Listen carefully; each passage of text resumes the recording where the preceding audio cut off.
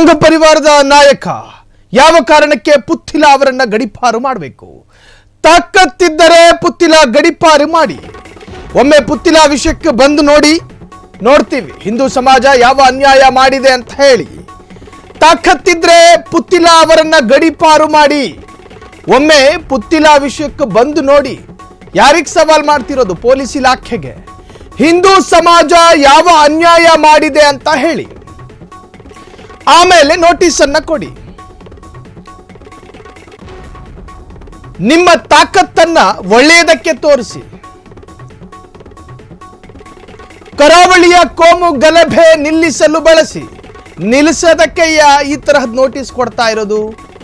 ಸರ್ಕಾರ ಮತ್ತು ಪೊಲೀಸರ ವಿರುದ್ಧ ಆಕ್ರೋಶ ಸ್ಫೋಟ ಆಗಿದೆ. ಸೋಷಿಯಲ್ ಮೀಡಿಯಾದಲ್ಲಿ ಸಿಕ್ಕಾಪಟ್ಟೆ ಆಕ್ರೋಶಗಳು ವ್ಯಕ್ತವಾಗ್ತಾ ಇದೆ. ಯಾವ ಕಾರಣಕ್ಕೆ ಪುತ್ತಿಲ ಅವರನ್ನ ಗಡಿಪಾರು ಮಾಡ್ತಾ ಇದ್ದೀರಿ? ಪೊಲೀಸ್ ಕೇಳ್ತಾ ಇದ್ದಾರೆ, ನೀನು ಯಾಕೆ ಗಡಿಪಾರು ಮಾಡಬಾರದು ಅಂತ. ತಾಕತ್ತಿದ್ದರೆ ಪುತ್ತಿಲ ಗಡಿಪಾರು ಮಾಡಿ ನೋಡಿ. ಒಮ್ಮೆ ಪುತ್ತಿಲ ಅವರ ವಿಷಯಕ್ಕೆ ಬಂದು ನೋಡಿ. ಎಲ್ಲಿದ್ದೀವಿ ನಾವು? ಪೊಲೀಸ್ ಇಲಾಖೆಗೆ ನೇರವಾದಂತಹ ಪ್ರಶ್ನೆಯನ್ನ ಕೇಳಲಾಗ್ತಾ ಇದೆ. ತಾಕತ್ತಿದ್ದರೆ ಹಿಂದೂ ಸಮುದಾಯವನ್ನ ಕೆಣಕಿ ನೋಡಿ. ಒಂದು ಕ್ಲಾರಿಟಿಯನ್ನು ಕೊಟ್ಟು ಬಿಡ್ತೀನಿ. ಮುಸ್ಲಿಂ ಧರ್ಮ ಬೇರೆ, ಮೂಲಭೂತವಾದ ಬೇರೆ. ಹಿಂದೂ ಧರ್ಮ ಬೇರೆ, ಹಿಂದುತ್ವವಾದ ಬೇರೆ. ಪುತ್ತಿಲ, ಅರುಣ್ ಕುಮಾರ್ ಪುತ್ತಿಲ ಹಿಂದುತ್ವವಾದದ ಸಿದ್ಧಾಂತವನ್ನ ಹೆಗಲ ಮೇಲೆ ಇಟ್ಟುಕೊಂಡು ಪುತ್ತಿಲ ಪರಿವಾರ ಅಂತ ಹೇಳಿ ಒಂದು ಪರಿವಾರವನ್ನ ಕಟ್ಟಿಕೊಂಡು ಸಂಘ ಪರಿವಾರದಿಂದ ದೂರ ಆಗಲ್ಪಟ್ಟು ಅದಾದ ನಂತರ ಸಂಘ ಪರಿವಾರಕ್ಕೆ ಘರುವಾಪಸಿಯಾಗಿ ಸಾಕಷ್ಟು ಹಿಂದೂ ಸಂಘಟನೆಗಳಲ್ಲೂ ಕೂಡ ಗುರುತಿಸಿಕೊಂಡು ಕೆಲವೊಂದು ಕ್ರೈಮ್ ಹಿನ್ನೆಲೆ ಇರತಕ್ಕಂತಹ ಅರುಣ್ ಕುಮಾರ್ ಪುತ್ತಿಲ, ನಾನು ಹೇಳ್ತಾ ಇರೋದು ಪೊಲೀಸ್ ರೆಕಾರ್ಡ್ಸ್ ಆಧಾರದ ಮೇಲೆ. ಅರುಣ್ ಕುಮಾರ್ ಪುತ್ತಿಲರ ವಿಚಾರವಾಗಿ ಪೊಲೀಸ್ ರೆಕಾರ್ಡ್ಸ್ ನಲ್ಲಿರೋದು ಕ್ರಿಮಿನಲ್ಲು ಅಂತ. ಅರುಣ್ ಕುಮಾರ್ ಪುತ್ತಿಲರನ್ನ ಪೊಲೀಸರು ವ್ಯಾಖ್ಯಾನಿಸಿದ್ದು ಆತನೊಬ್ಬ ಅಪರಾಧಿ ಅಂತ. ಅವರ ವಿರುದ್ಧ ಲೈಂಗಿಕ ಕಿರುಕುಳದ ಆರೋಪ ಇದೆ. ಅವರ ವಿರುದ್ಧ ಕೋಮು ವೈಷಮ್ಯವನ್ನ ಬಿತ್ತುವಂತಹ ಭಾಷಣ ಮಾಡ್ತಾರೆ ಎನ್ನುವಂತಹ ವಿಚಾರ ಇದೆ. ಧರ್ಮ ಸೇವೆಯ ಹೆಸರಿನಲ್ಲಿ, ಗೋವುಗಳ ರಕ್ಷಣೆಯ ಹೆಸರಿನಲ್ಲಿ, ರಾಜಕೀಯದ ಲಾಭಕ್ಕೋಸ್ಕರ ಎರಡು ಸಮುದಾಯಗಳ ನಡುವೆ ಪರಸ್ಪರ ಕಚ್ಚಾಡುವಂತಹ ಭಾಷಣಗಳನ್ನು ಅಲ್ಲಲ್ಲಿ ಮಾಡ್ತಾ ಇದ್ರು ಎನ್ನುವಂಥ ಆರೋಪ ಇದೆ. ಇದು ನಾವು ನಿರ್ಧರಿತ ಸಾಲುಗಳಿಂದ ಹೇಳ್ತಾ ಇರೋದಲ್ಲ, ಪೊಲೀಸರ ದಾಖಲೆಗಳು ಹೇಳುತ್ತೆ. ಆ ಕಾರಣಕ್ಕೋಸ್ಕರ ಇಂಥವರು ಒಂದು ಸ್ಥಳದಲ್ಲಿದ್ದರೆ ಅಲ್ಲಿ ಸಾಮರಸ್ಯ ಹಾಳಾಗಬಹುದು. ಈ KMF ಡೈರಿ ಭಾಗದಲ್ಲಿ ನಿಂಬೆಹಣ್ಣನ್ನು ಇಡೋದಿಲ್ವಂತೆಲ್ಲೂ.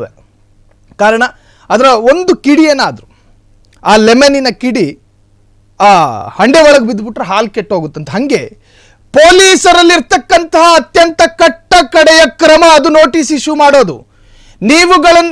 ನಿಮ್ಮನ್ನ ಯಾಕೆ ಇಲ್ಲಿಂದ ನಾವು ಕಳಿಸಬಾರ್ದು ಅಂತೇಳಿ ಪೊಲೀಸರು ಕೇಳ್ತಾರೆ.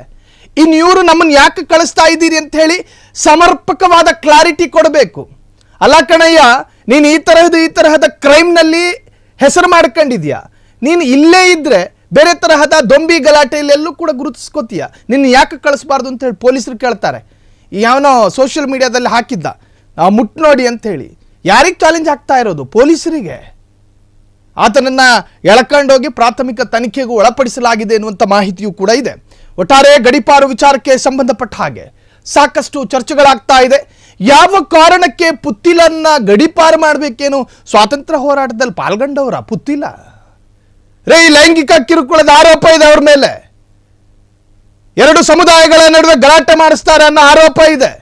ಅವ್ರನ್ನ ಇಟ್ಕೊಂಡ್ರೆ ಆ ಗ್ರಾಮದಲ್ಲಿ, ಆ ಪ್ರದೇಶದಲ್ಲಿ ಮತ್ತೊಂದು ಕೋಮುಗಲಭೆ ಆಗುವಂತಹ ಸಾಧ್ಯತೆಗಳಿದೆ ಎನ್ನುವಂತಹದ್ದು ಗುಪ್ತಚರ ಇಲಾಖೆ ಸಾಕಷ್ಟು ಬಾರಿ ಪೊಲೀಸರಿಗೆ ತಿಳಿಸಿದೆ. ಬಿಜೆಪಿ ಸರ್ಕಾರ ಇದ್ದಾಗಲೇ ಈ ಮನುಷ್ಯನನ್ನ ನಿರಾಕರಣೆ ಮಾಡಿತ್ತು ಆ ಸರ್ಕಾರ. ಹಂಗಿದ್ದಂತಹ ಸಂದರ್ಭದಲ್ಲಿ ಪುತ್ತಿಲರವರನ್ನ ಮುಟ್ ನೋಡಿ ಅಂತೇಳಿ ಸೋಷಿಯಲ್ ಮೀಡಿಯಾದಲ್ಲಿ ಒಂದು ವಿಡಿಯೋ ಹಾಕೋದು, ಆ ವಿಡಿಯೋ ನೋಡ್ಕೊಂಡು ಇನ್ನುಳಿದ ಸಮುದಾಯದವರು ಟ್ರಿಗರ್ ಆಗೋದು, ಮತ್ತೊಂದು ಕೋಮು ಗಲಭೆಯ ಅವಶ್ಯಕತೆ ಮಂಗಳೂರಿಗಿದೆಯಾ? ಅದಕ್ಕೋಸ್ಕರನೇ ಪೊಲೀಸರು ಈ ತರಹದೊಂದು ಕ್ರಮವನ್ನು ತೆಗೆದುಕೊಂಡಿದ್ದಾರೆ. ಹಾಗಾಗಿ ಆ ಕ್ರಮದ ಭಾಗವಾಗಿ 15 ಮುಸ್ಲಿಂ ರೌಡಿ ಶೀಟರ್ಗಳು, ಇನ್ನುಳಿದಂತೆ ಹಿಂದೂ ಮುಖಂಡರು, ಹೀಗೆ ಒಂದಷ್ಟು ಲೀಸ್ಟ್ ಮಾಡ್ಕೊಂಡಿದ್ದಾರೆ. ನೀವುಗಳು ನಿಮ್ಮ ಬ್ಯಾಗು, ನಿಮಗೆ ಸಂಬಂಧಪಟ್ಟಿರೋ ಎಲ್ಲವನ್ನು ರೆಡಿ ಮಾಡಿಟ್ಕೊಳ್ಳಿ.